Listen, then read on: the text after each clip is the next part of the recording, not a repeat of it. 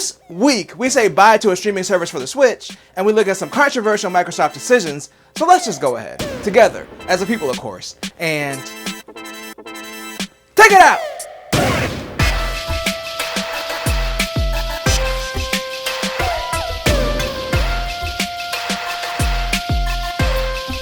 And welcome to another sensational Sunday. I'm Mike, and I'm coming at you live with the gaming news. Okay, I lied. It's not live, it's pre-recorded, but there is a very popular streaming platform that people like to play games on live, and that of course is Twitch. Now, if you want to watch a Twitch stream, you can do it on several platforms. Like there's Xbox, there's PlayStation, there's PC, there's the mobile app, there's TVs, there's streaming boxes, and of course the Nintendo Wait, hold that thought, because Twitch on the Switch is getting ditched. So Twitch has officially announced that the Twitch app will no longer be available on the Nintendo eShop as of November 6th, and support will officially end for existing users on January 31st. So even those who have it downloaded and installed already only have until January 31st until it stops working. Now, they didn't give a reason as to why it's going away, but the Verge article points out that since it launched in late 2021, it's had a lot of complaints because it was missing some things like, I don't know, being able to subscribe to a streamer and being able to chat. What was the point of having the app then on the Switch? Trash! So basically, if you wanted to have any kind of interaction with the streamer at all, you had to use the mobile app or another version of the app anyway. So yeah, it was kind of pointless, and I'm wondering if this has something to do with some of the restrictions from Nintendo. They've always been kind of weird with their online services and people interacting with their systems online, like not including a system-wide voice chat on the Switch and making you use a mobile app instead. So yeah, the Twitch app on Switch is going away, but I imagine it probably wasn't being used much anyway, and it's probably just costing Twitch money to keep supporting something that no one was using. But you know what a lot of people use? Their benefits provided at their job, especially if it's something good, like a nice little extra bonus. And for Microsoft employees, apparently that's getting access to Game Pass Ultimate for free. Which, yeah, that's a pretty good benefit, but it was almost no more for most of Microsoft's employees. So it was reported on Thursday that Microsoft began notifying employees of a change, that basically they would no longer receive Game Pass Ultimate for free. Now, this wouldn't have affected employees that worked in the Xbox division, just everyone else in the company, and the affected employees would have had the option to get a discounted Game Pass Ultimate subscription.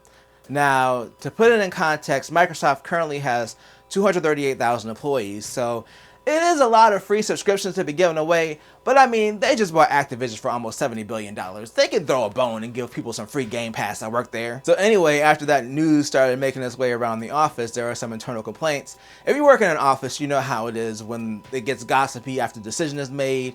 And of course, it got back to the head of Xbox, Phil Spencer, who apparently knew nothing about this change. So he said he was going to look into it, and after speaking to whoever it is that he spoke to, the decision has been reversed, and all of the Microsoft employees get to keep their Game Pass Ultimate for free. Now, as someone who's worked for several corporations in my lifetime, sometimes benefits like that do change and go away, and it does kind of suck if it's something that you use. But in this case, they seemingly made the decision without even talking to the person that was in charge of that service, so it's a little strange that they made that decision in the first place. All in all, it's good that Phil Spencer was able to get it reversed. Now, I just need to get a job at Microsoft so I can get this free Game Pass Ultimate. But while Microsoft reversed the controversial decision for its employees, some of its customers aren't so lucky, and that's what we're talking about today. In our final story. So Microsoft made another decision this week related to the Xbox, and they've decided that they're going to start blocking unauthorized Xbox accessories. So right now, if you plug a controller or an accessory into an Xbox that's not supported, you'll be greeted with an error code which basically says you have 2 weeks to use this accessory, after which point it'll be blocked.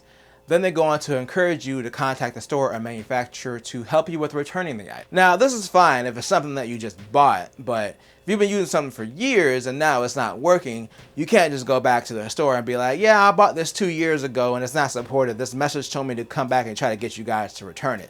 That's not really going to work out that well. Now, they did say any accessories connected to their accessibility controller would still work, whether or not they're official Xbox accessories. But even in that regard, there may be people with disabilities that bought stuff to connect to the Xbox before they even came out with that controller, and now they might even be at risk of things not working anymore. There's also another company for years that have been making accessories to connect racing wheel and fight sticks to the Xbox that aren't officially supported, called Brook Gaming, and they've obviously been affected by this because their accessories are not official Xbox accessories. They've released a statement basically saying that they're looking for a resolution for the issue, and they've put out like a list of all their devices that aren't working right now. So that's another aspect to think about with was banned. Some people may have bought like a nice racing wheel or a fight stick for PC that maybe is not compatible to use with Xbox, and some of those setups are really expensive, like thousands of dollars, so using an adapter to make it work makes sense versus buying a whole separate setup just to play it on one particular system. Then on top of that, this system is also backwards compatible with Xbox One for most of their controllers and accessories. So these could be things that people have had since like 2014 that all of a sudden are not going to work anymore. I think if they would have done this sooner, it wouldn't be as bad on the affected people. Personally, I don't buy many accessories for my console, so I don't believe I'm affected by this. But yeah, it does suck. The way that it's been communicated isn't great. The current speculation on why they're doing this is to crack down on cheating. There are devices that can do things like use a mouse and keyboard in games that don't support it. So in something like a competitive shooter like a Call of Duty, that person would have a big advantage if they were able to use a mouse instead of using a thumbsticks to aim. Of course, a more cynical take on why they did this is they want to control more of the accessory market for the Xbox and make more money by making every third party go through them to get a license for every accessory that's made for the Xbox.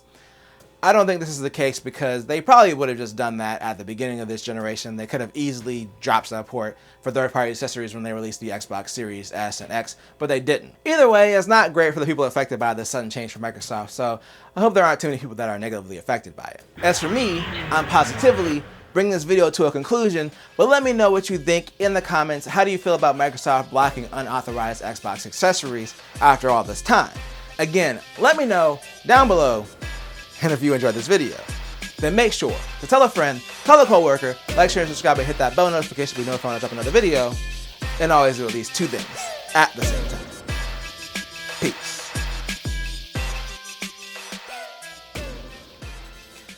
And welcome. Whoop.